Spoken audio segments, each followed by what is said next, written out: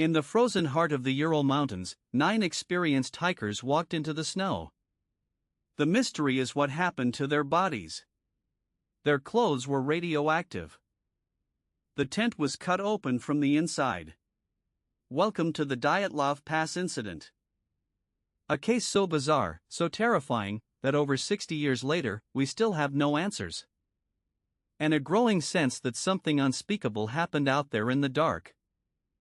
Igor Dyatlov was a 23-year-old engineering student, and he led his group of 8 others, 7 men and 2 women, on a trek through the northern Ural Mountains.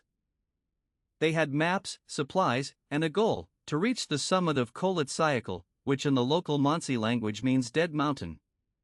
That name should have been a warning. On February 1st, they set up camp on the slope of the mountain. They were tired, but they built a large tent, cooked dinner, and took photos. The last photo shows them smiling. That night, something went wrong. When the hikers didn't return by February 12th, a search party was sent out. It took them 2 weeks to find the camp. The tent was still standing, but it had been slashed open from the inside. Torn from the interior outwards. Footprints led away from the tent into the snow. The footprints headed downhill, towards the forest. There were no signs of an animal attack. Nothing but the hikers' own tracks, leading into the dark.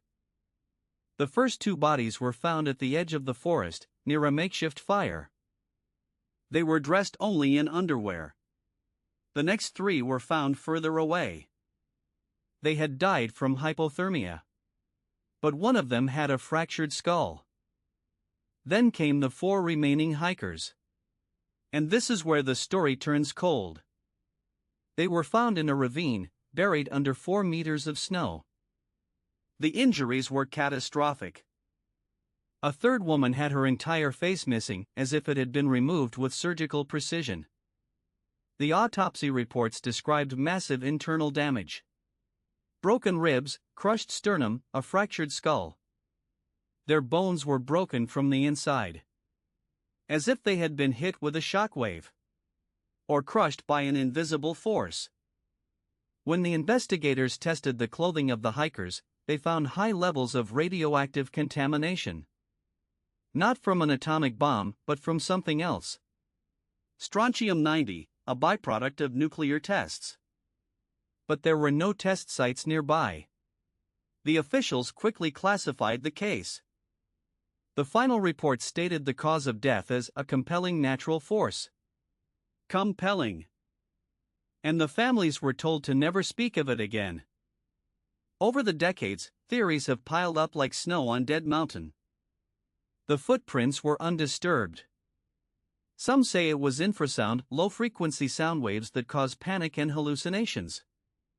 But that doesn't explain the missing eyes. Some say it was a secret Soviet military test. A missile that veered off course. And then there's the most disturbing theory, that something from the sky came down that night. Witnesses in nearby villages reported seeing strange orange spheres in the sky that same week.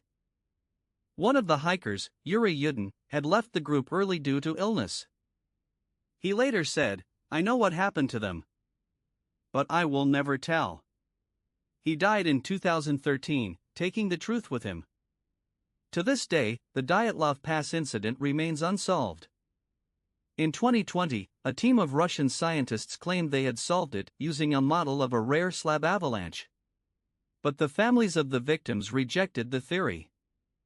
Because how does a slab avalanche remove a woman's face?